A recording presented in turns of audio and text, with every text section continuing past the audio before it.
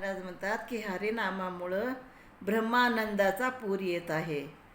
तर तो कसा बघा, लागले भरते ब्रह्मानंदाचेही वरते. झाला हरिनाम तारा, शीड लागले फरारा. बैसोनी सकळ, बाळ चाललेले गोपाळ. तुका म्हणे वाट, बरवी सापडली नीट. तर हरिनामामुळं ब्रह्मानंदापेक्षाही अधिक आनंदाचा पूर येत आहे. त्या ठिकाणी तारण्यासाठी हरिनामाचे जहाज आहे आणि प्रेमाचे मोठे शीडसुद्धा फडकत आहे. त्या जहाजामध्ये सर्व बाळगोपाळ बसलेले आहेत व ते देवाकडे चाललेले आहेत. तुकाराम महाराज म्हणतात की हरीची प्राप्ती करून घेण्यासाठी हरिनामाची चांगलीच वाट आपल्याला सापडलेली आहे.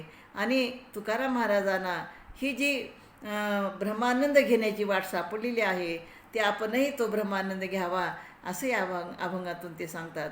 रामकृष्ण हरी.